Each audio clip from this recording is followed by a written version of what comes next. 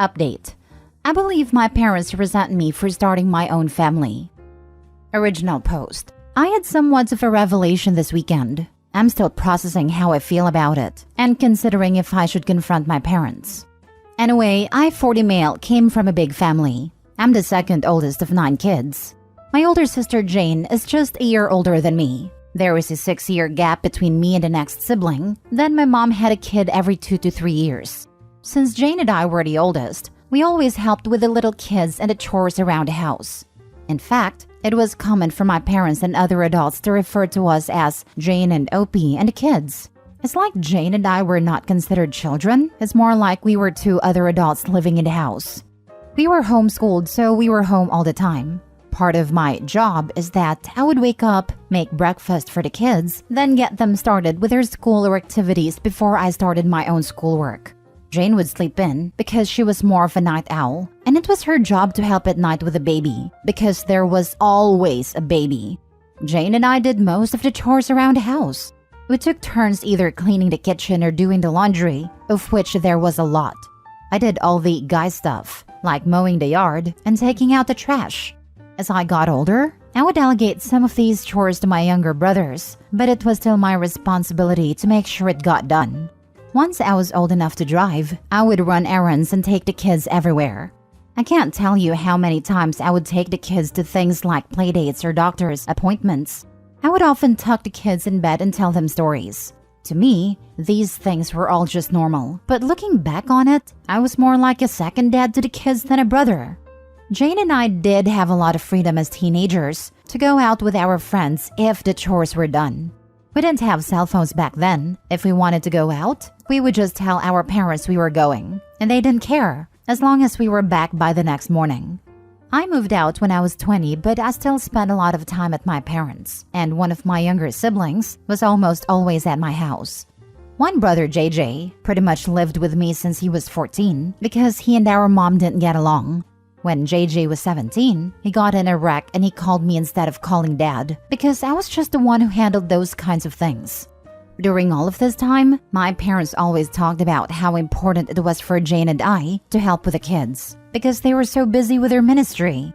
I can't count how many times I had to drop what I was doing to take care of something because mom or dad were counseling someone.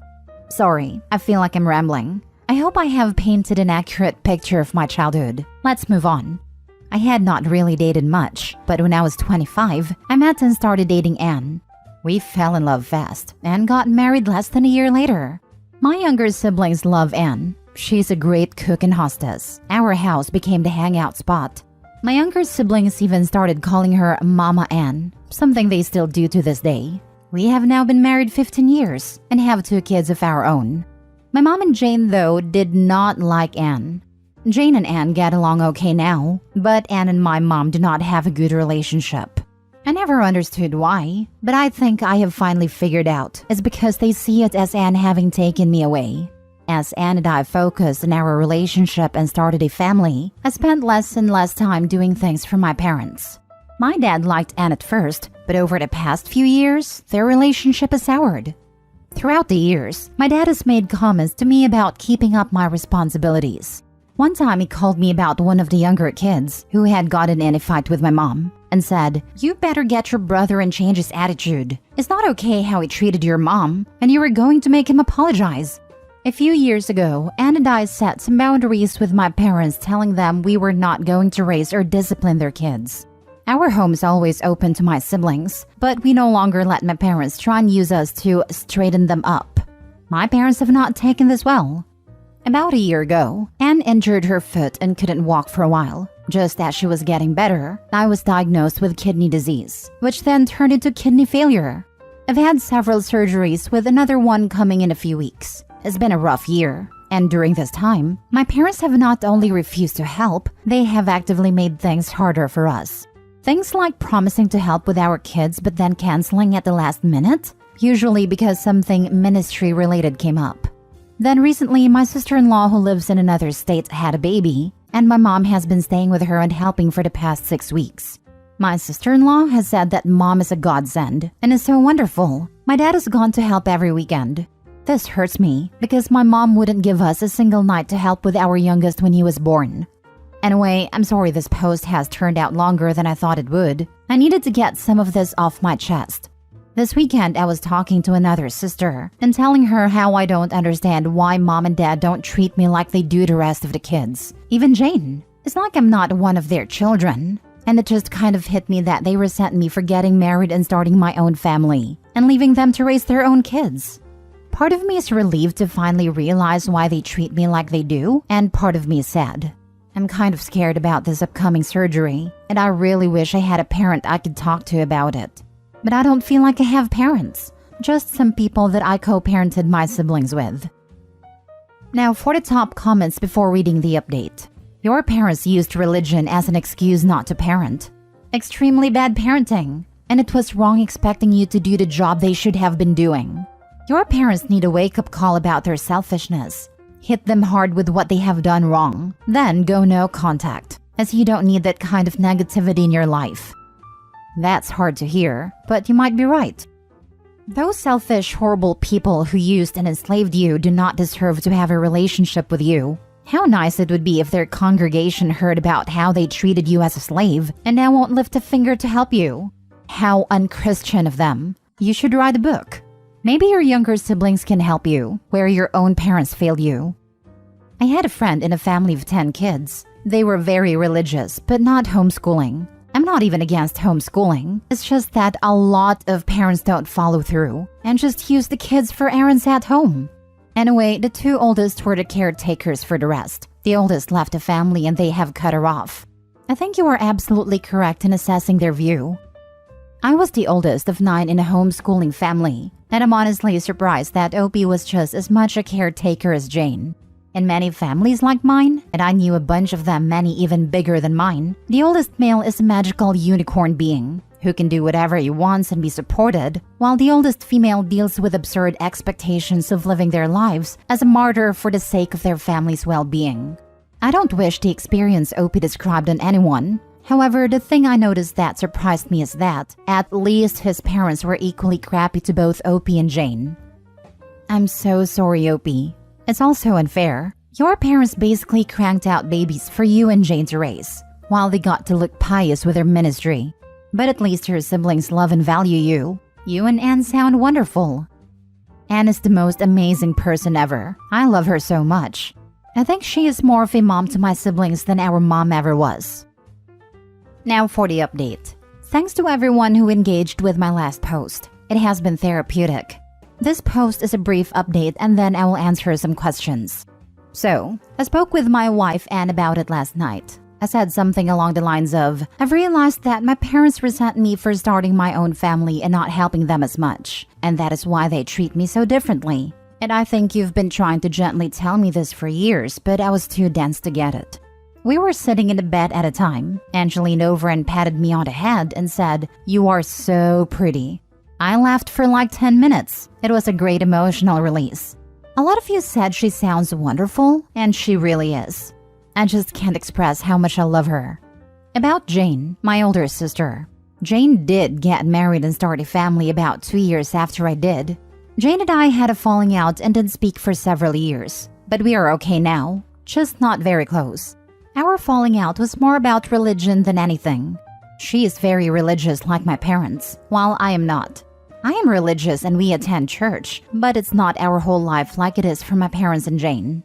Younger siblings. The youngest is 22, so they are all adults now.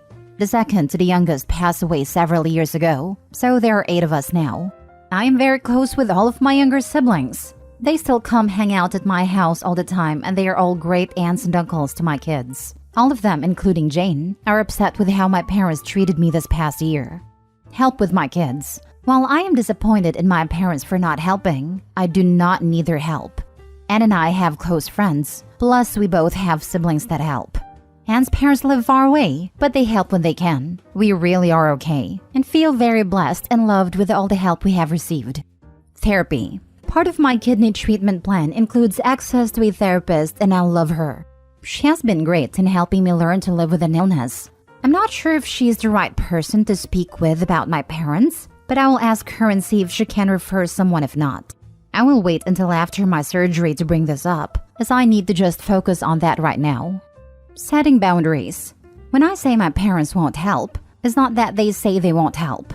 It's that they offer to help, and then they either bail at the last minute or they change the plan so much that it causes Ann and I a lot of stress. A few months ago, Ann was sick and my mother offered to pick our kids up from school. It's a long story, but she kept changing things and making it very complicated, and my youngest ended up being left alone for a little while and he got scared.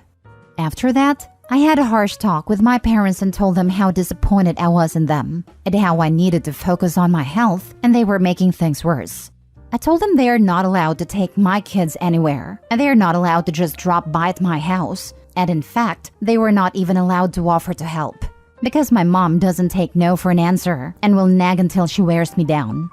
My parents were mad about this, but all 7 of my siblings took my side and rallied about me, and so my parents have respected that so far. Going no contact. A lot of people recommended going no contact, but I don't want that. I still love my parents, even though they have not been great parents. My kids love them too, and I don't want to take that away. They're good grandparents when they show up. I don't think my parents are awful people. I think they had this vision of how they wanted to have this big family and this big ministry, and I think they just didn't realize the responsibilities they put on Jane and I. I have spoken to them in the past and expressed how it was messed up that they put so much on us as kids, and they have apologized. Putting my parents on blast at their church.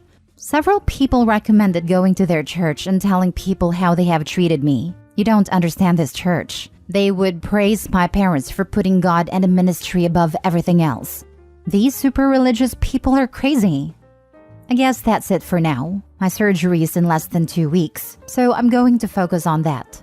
I'm going to put this thing with my parents on the back burner, and later I will decide what, if anything, I'm going to do. Thanks again to everyone for your comments. It has really helped me work through some feelings.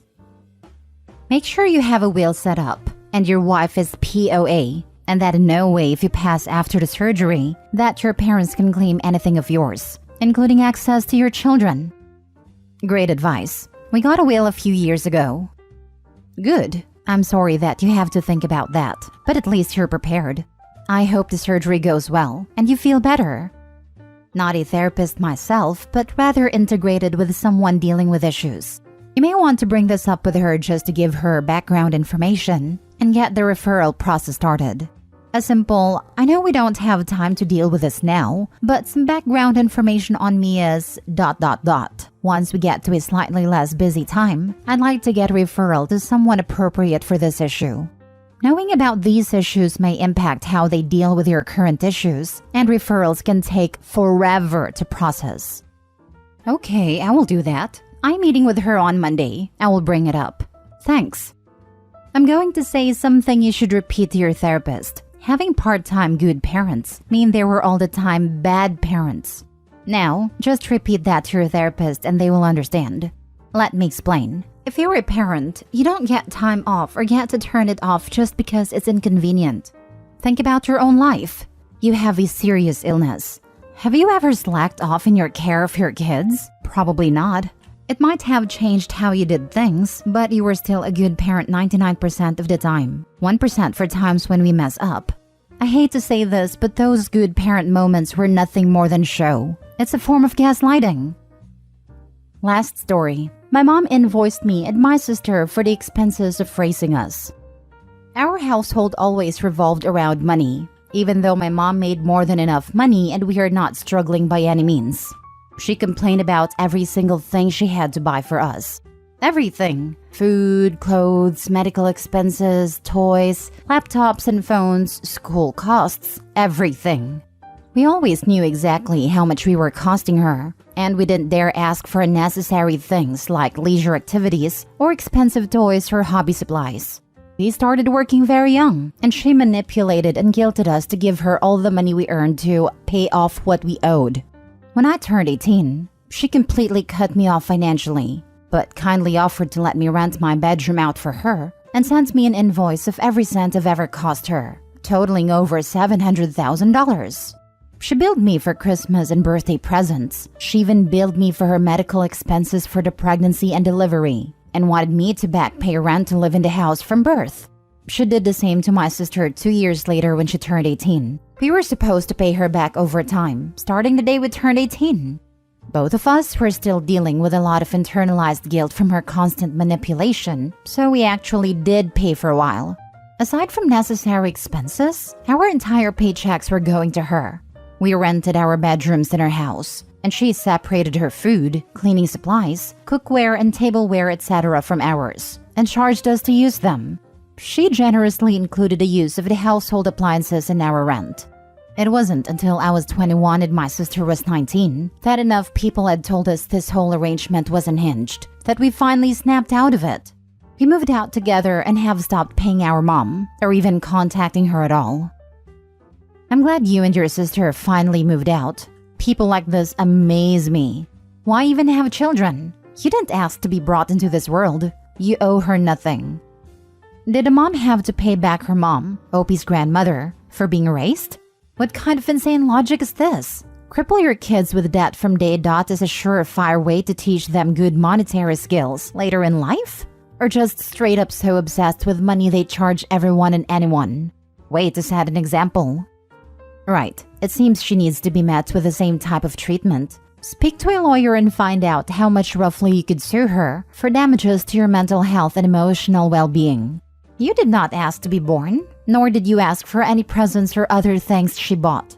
Go through the list and work out how much the therapy would be to put right the mental anguish she has caused you over the years. Find out what your state says she should provide you with for the 18 years, and find out where you stand exactly. Then present a united front to her with a parcel of documents for her to digest at her leisure. I would put money on the fact it could be over the $1 million mark.